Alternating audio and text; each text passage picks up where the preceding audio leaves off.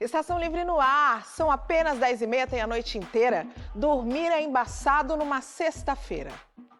Eu, mais uma vez, trago aqui a citação dos Racionais MCs aqui pra gente começar o Estação Livre, porque o nosso assunto de hoje é arte de rua. E o melhor exemplo de manifestação cultural que saiu do contexto urbano para ganhar o mundo é, sem dúvida nenhuma, hip hop. Nós vamos falar de expressões artísticas que fazem das nossas ruas um lugar mais divertido e acolhedor para todo o povo. Dá só uma olhada no resumão do conteúdo que eu trago para você hoje. Somos uma dupla de palhafros, nos apresentamos nos faróis, nas escolas e principalmente nos transportes públicos das cidades, né? Depois dessa caminhada toda, estou aqui agora no Beco do Batman, também tendo uma parede para poder colocar o meu trabalho. Se a gente for resumir o que é o slam, ele é uma competição de poesia falada que tem 3 regras básicas. Poemas próprios, no máximo 3 minutos, sem acompanhamento musical, e um júri popular escolhido ali na hora da nota de 0.0 a 10.0. Mas ele é muito mais. Colagem é o suporte, que seja manual ou digital. E aí eu fui me acostumando, que o trabalho, a partir do momento que o trabalho está na rua, ele não é meu, né? Ele é da rua. E pra gente falar aqui, trocar essa ideia sobre arte de rua, eu tenho o prazer de receber aqui no estúdio a escritora e atriz Luz Ribeiro e a gestora cultural Cissa Pereira. Boa noite, Cissa. Boa noite, Cris. Boa noite, Luz. Boa noite. Sejam muito bem-vindas e com a sabedoria das ruas que a dupla de palhafros formada por Val Santos e Ágata Pereira vivem e sobrevivem da arte. Essa sabedoria que envolve música, dança e poesia e faz parte do repertório dos artistas que seguem em busca de sorrisos aí das pessoas que encontram pelo caminho.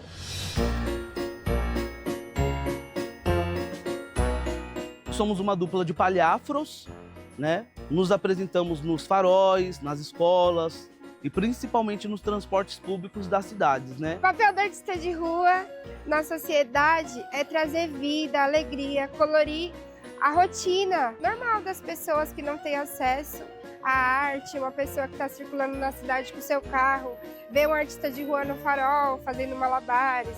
Uma pessoa que entra no metrô, vê um músico, vê uma pessoa fazendo teatro, eu acho que já melhora a vida de quem está indo trabalhar, né? Melhora o dia a dia, melhora o astral. Boa sorte, Deus abençoe, já vai nos iluminar bastante. Muito obrigada, gente! Eu curti, eu amo muita arte. Eu acho que arte de rua é uma coisa muito importante na vida de todos.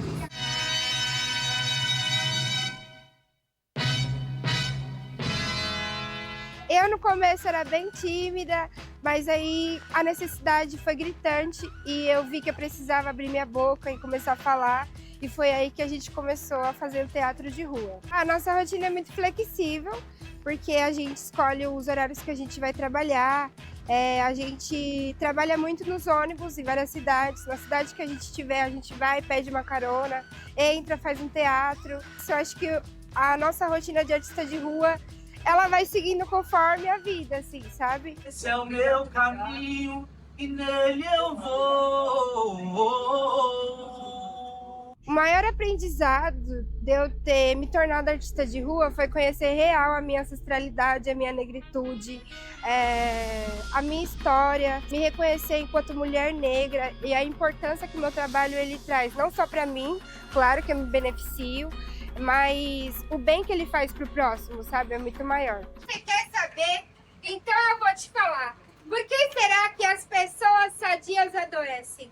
Bem alimentadas ou não? Por que perecem? Tudo está guardado na mente. E o que você quer nem sempre condiz com o que o outro sente. Eu não sou um cara acadêmico, né? E sendo muito sincero para você, eu tenho a faculdade da rua. A faculdade da rua, que é o que me ensinou a ser quem eu sou hoje, a ser respeitador, a olhar as pessoas com, sabe, com sinceridade. Esse grafite simboliza o que eu sou, sabe? O que se levantou sozinho e foi estudar, e foi viver um mundo artístico, não foi se envolver com criminalidade, com prostituição, com essas... É isso. Simboliza isso pra mim. A amizade é importante, mas a dor escancara a tampa. E o que te faz feliz também provoca dor. É a cadência do coro de um homem grande que se tornou. Muito bom, muito bom. Luz, você teve a rua como um palco, porque você inicia aí sua trajetória através dos slams. Conta pra gente como é que foi essa experiência aí.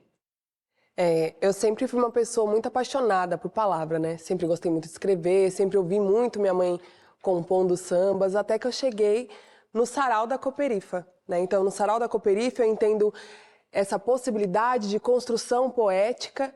E aí eu tenho um ascendente em Áries, Cris. Aí eu fui atrás da competição. Aí ela falou, e foi pra ganhar, né? Fui pra ganhar, eu participo dos slams desde 2013. Uma trajetória de muitas conquistas, já saiu do Brasil, porque conquistou vitórias importantes que te levaram pra França e até outros países, né? Sim, em 2016 eu fui a campeã do Slam BR, que é uma competição nível nacional de poesia. Em 2017 eu fui representante do Brasil na Copa do Mundo de Poesia, na França.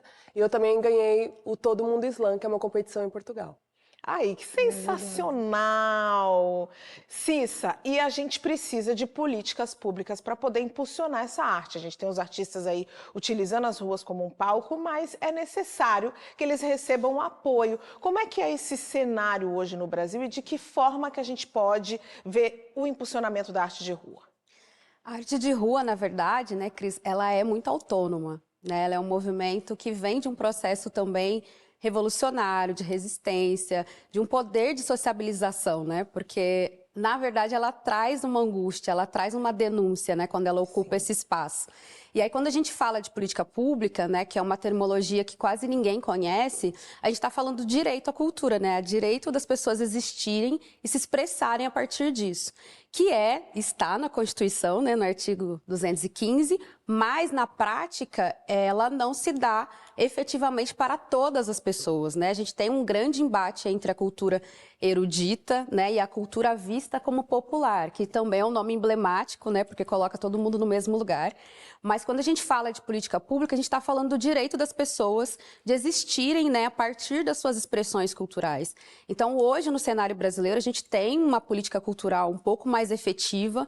É um termo recente, né, a gente está falando do processo de redemocratização, né, as primeiras políticas culturais que a gente teve no Brasil foram ainda políticas voltadas para uma perspectiva muito ainda paternalista, né, de, enfim, grandes senhores, né, enfim, com poder monetário muito grande, aí investindo em o que eles acreditavam ser cultura. O que eles decidem, né? Exato. E muitas vezes essas expressões culturais que nós temos ali na rua, expressões periféricas, não são escolhidas porque não são vistas como arte. Exatamente. E aí, nesse contraponto, a gente tem a necessidade de pensar política pública para pessoas como nós, né, para linguagens artísticas que contrariam essa perspectiva, né, erudita, classista, elitista e higienista, né? Hoje a gente tem cenários interessantes de políticas culturais que são referências como o Programa Vai, que é um programa que fomenta jovens periféricos com acesso, né, financeiro para sobreviver da sua arte.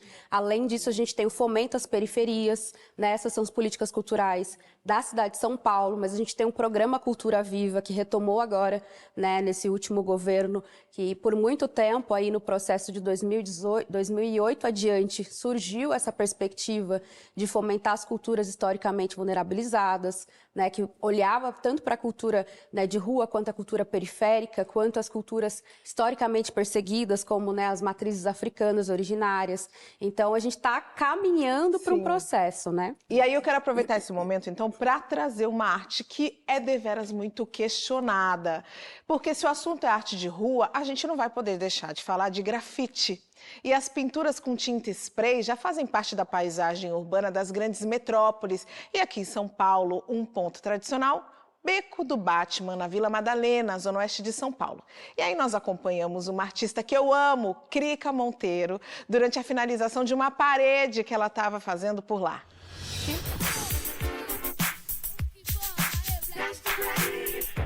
Estamos na Vila Madalena, no meio do Beco do Batman.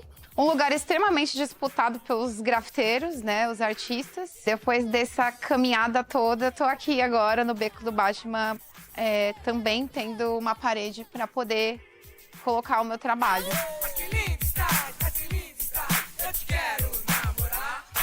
Eu gosto muito do papel, estudar bastante o meu traço. Depois eu costumo passar esse meu traço do papel para o digital, ou muitas vezes do papel mesmo eu começo a aplicar algum tipo de pintura, seja numa aquarela, seja numa pintura com algum tipo de material, para eu entender também qual vai ser a minha composição de cor, para depois levar isso para a parede, né? Para mim é muito importante enaltecer as mulheres negras por conta de empoderamento, por conta de falta de arte negra na história geral da arte, né? Acho que o grafite ele traz muito esse lugar, principalmente porque eu também venho desse lugar de periferia onde as pessoas não têm acesso à arte o tempo todo. As pessoas me parabenizam, ai, que lindo o seu trabalho e tudo mais, acha lindas as minhas personagens, mas uma mulher na vida real, ela é atacada por conta da cor da pele. Então, para mim, é colocar esse corpo como arte e questionar esse lugar, sabe? Por que você acha meu trabalho legal, bonito, mas uma mulher preta que passa na rua para você não é?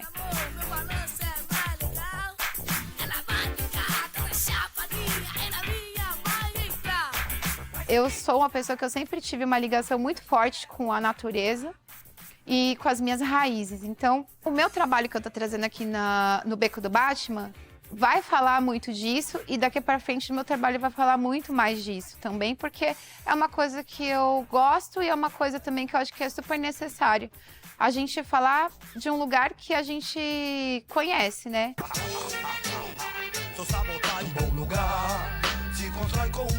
Esse ano, eu comecei o ano assim, né? Recebendo o prêmio Sabotagem, né? De hip hop, melhor grafiteira do ano. Eu tô muito grata mesmo ao universo a não ter desistido de fazer o que eu faço, lutar pelo que eu acredito e também fortalecer outras meninas, outras mulheres a fazer o mesmo, independente do que elas queiram fazer na vida. Salve e vamos, que o mundo é nosso. Espaço grandão, rap é o som. Embora lá no morro só louco, a união não tem fim. Vai moscar, se envolve João. Isso mesmo, Krika. O mundo é nosso e o Estação Livre vai fazer uma pausa. Daqui a pouco eu volto. Até já.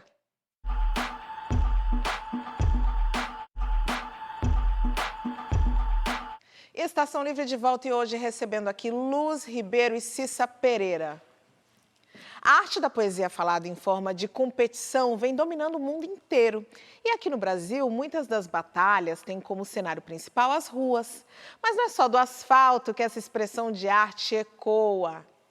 O Estação Livre foi conferir a exposição Gira da Poesia, 15 anos de Islã no Brasil, que está em cartaz no Instituto Tomi Otaki e registra um pouco dessa caminhada que foi sendo aí consolidada ao longo dos anos. Vamos conferir?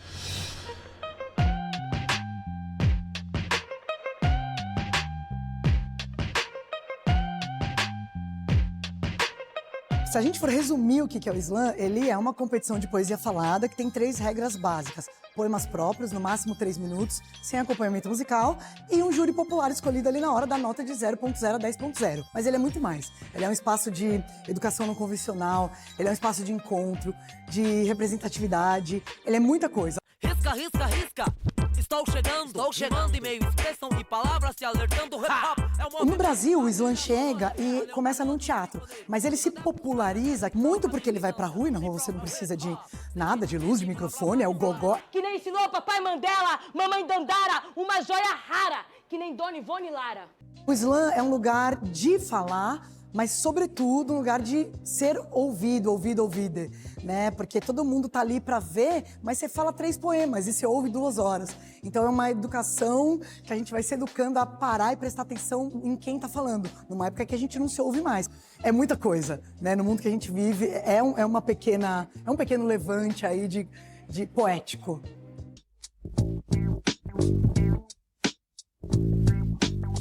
Aqui é um projeto maior que chama Poesia em Presença, né? Aí um conceito da nossa querida mestra maravilhosa Jerusa Pires Ferreira, que é uma mestra das oralidades. E dentro dessa Poesia em Presença tem o Giro da Poesia, que é 15 anos de slam no Brasil. Eu estava conversando com a Dani Nega, né, que é uma mulher negra, curadora do Poesia em Presença. Como é importante ocupar os lugares todos. Quando traz o slam, a gente abre uma arena. Quando a gente abre uma arena, o projeto Poesia em Presença tem oficinas que vão ser aqui, shows, o Taíde veio aqui tocar. Tem muita coisa, é muita história. São 15 anos da minha vida e da vida de um monte de gente. Porque não é sobre mim, não é sobre o primeiro slam. Se não tivesse todo mundo fazendo essa cena, isso aqui não seria possível. Era assalto, mas não tinha faca, não tinha fuzil, nem portava pistola.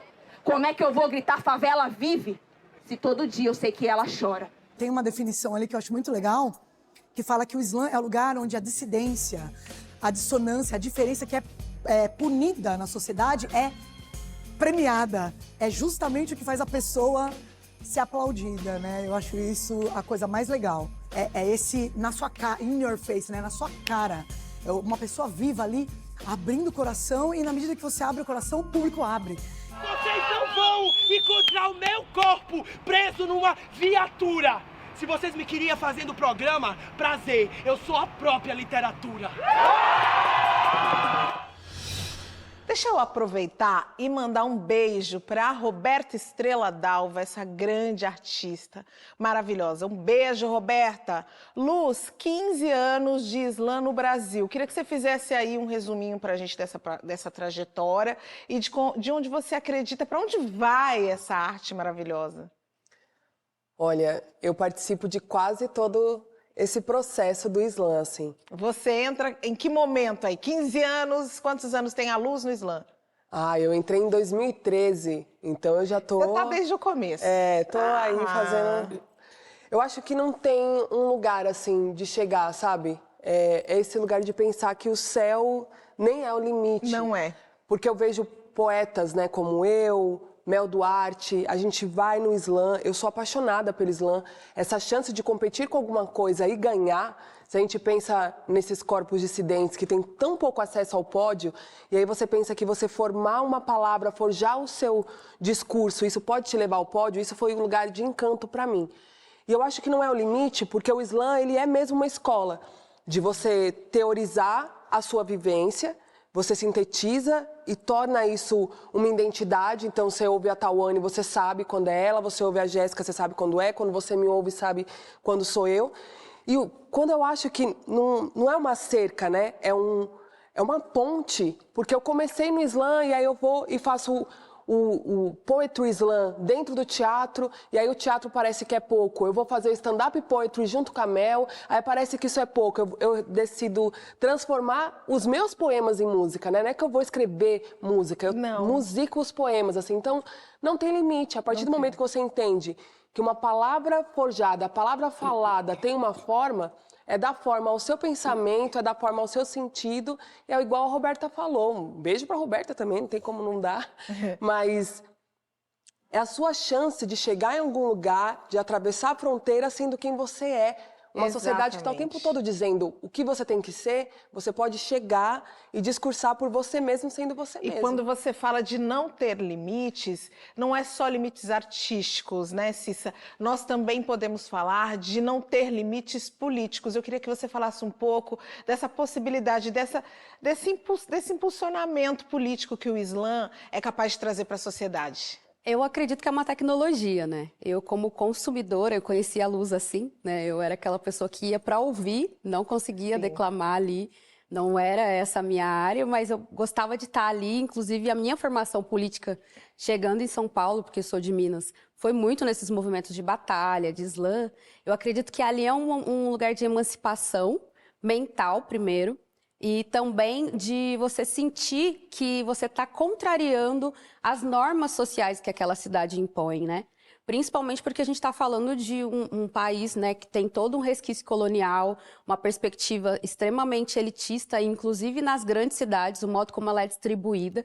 E aí quando você encontra pessoas de outros lugares, né, de outras periferias, com narrativas parecidas com as suas, você encontra o seu lugar de acolhimento e ali você entende que você tem força para questionar aquelas estruturas, né? Surge desse movimento periférico diversas outras políticas públicas, como Fomenta as Periferias, por exemplo. Sim. Que hoje, né, fomenta financeiramente diversos projetos, inclusive que envolvem literatura, envolvem slam, batalhas e tudo mais.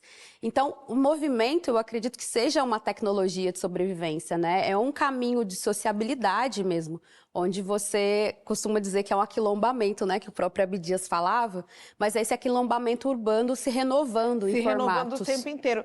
Olha só, para além de cola, papel e tesoura, o universo das colagens vem ganhando cada vez mais espaço aí no mundo das artes. E a artista maranhense Silvana Mendes, ela mostrou um pouco do seu trabalho pra gente, que tem como base a colagem e também uma série que busca reconstruir narrativas visuais aí da população negra na fotografia.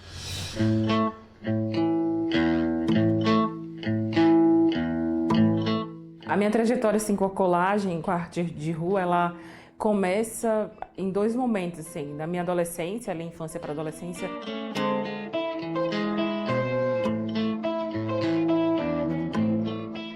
Sobre uma relação que eu tinha com colar recorte de jornal e de revista nas paredes. Então eu lembro da curadoria que eu fazia nesses recortes para ter um total, assim, um completo visual assim, que fosse legal.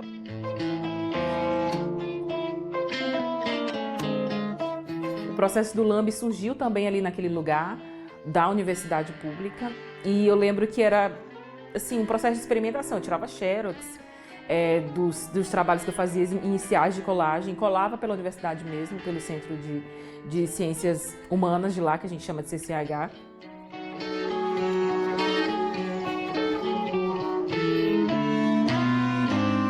Colagem é o suporte, que seja manual ou digital.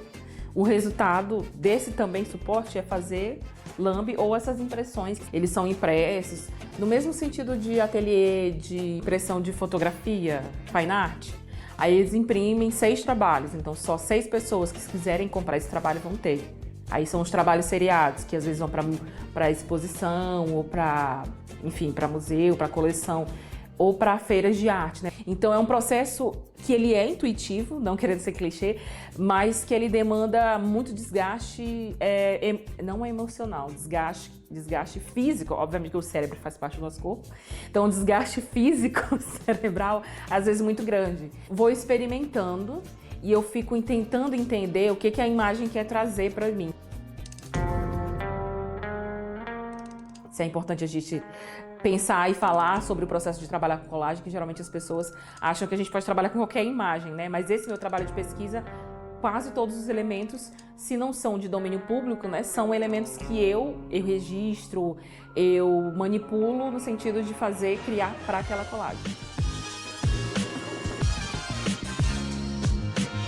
O que mais está presente nas minhas séries, nos meus trabalhos, é essa relação de pesquisa e de manipulação de imagem em relação a pessoas racializadas, sobretudo pessoas negras, né? E focando muito nesse lugar das pessoas negras em situação de escravização, que eram registradas por fotógrafos europeus que faziam expedições pelo Brasil, com seus estúdios móveis, assim, né?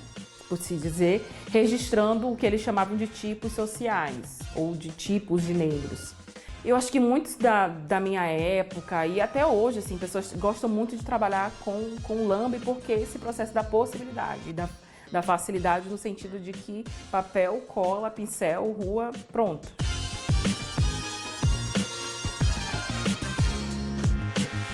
E aí eu fui me acostumando, que o trabalho, a partir do momento que o trabalho está na rua, ele não é meu, né? Ele é da rua.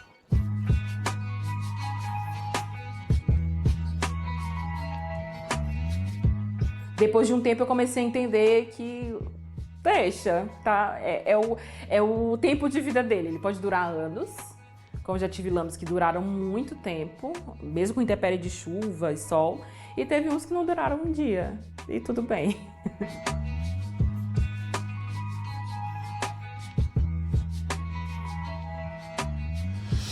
Luz, queria saber de você quais são as suas expectativas aí para o desenvolvimento da arte de rua aqui no Brasil. O que você espera e o que você acredita que a gente precisa fazer para que a gente apoie e impulsione? Eu desejo que a arte de rua continue conquistando o coração das pessoas, seja uma poesia grafitada no muro, seja uma canção que chegou diferente. E o que eu acredito mesmo é que as pessoas elas precisam sair desse lugar comum que a gente foi colocado, comum no sentido de ficar seguindo o que é, sabe? Se esse poema não tiver tantas estrofes e a A não combinar com a D, isso não é poema, né? Que a gente se abra mesmo para ouvir o outro e entender isso tal como uma tecnologia de saber que o que é arte para mim pode ser diferente do conceito de arte para o outro e como que a gente se abre para entender a arte num todo, assim. E entender a arte também para os jovens, né, Cissa? Como é que você enxerga o papel dos jovens aí na propagação e na utilização da arte de rua como uma ferramenta própria também de transformação? É muito interessante, né? Porque o jovem, ele cumpre esse papel, né, social de questionar. Eu acho que tem uma questão também do tempo de vida ali, né, do questionamento do que é dado. E, querendo ou não, a juventude, ela retroalimenta esses movimentos, né? Quando a gente começa a ver que cada vez mais meninas e meninos mais novos estão frequentando slam e batalhas e questionando e criando seus próprios movimentos porque não se sentem parte de outros. Então, é um processo geracional que também nos educa, né? Porque eu acho que a intenção é a gente construir esse legado, mantendo o legado de pessoas como Luz, entre outros que vieram antes, como a própria Roberta, mas que consiga ser um combustível para que novas ideias possam surgir, né? Até para que a gente mesmo se observe para entender que a gente também precisa se abrir para as novas tendências que surgem e para as diversidades que são múltiplas, né? Então, eu acho que a juventude ela vem com esse gás muito forte de manter esse legado, né? E eu espero que a gente, com esse programa, com essa discussão, também possa ser esse combustível aí, para que a gente fomente a arte de rua. Quero muito agradecer, Cissa, muito obrigada. Obrigada Luz, a você. obrigada. Foi um prazer imenso receber vocês aqui no programa. Prazer é meu. Prazer é meu. Bom, gente, o programa de hoje vai ficando por aqui. Como eu sempre digo para você, reveja o nosso conteúdo. É só acessar o aplicativo Cultura Play e usar as redes sociais da TV Cultura. Não se esquece, a gente tem Instagram, então vai lá, segue o nosso Instagram, curte, comenta, pede programa, vai lá no @programa Estação Livre, diz que tema você gostaria de ver aqui, ser discutido aqui no nosso estúdio. Até sexta que vem, 10h30 da noite. Eu tô com vocês. Resistir é acreditar. E você, acredita? Emergência, perdeu-se a referência. Os moleque tão fazendo reverência pra qualquer nova tendência. Pensa, o que compensa mais? Ninguém quer ficar pra trás, ninguém quer ser capataz. Pensa que já é capaz com a tecnologia. Surge um montão por dia. Infelizmente a maioria é uma porcaria. E a frustração amarga, mas se não aguenta a carga, faz esse favor e larga.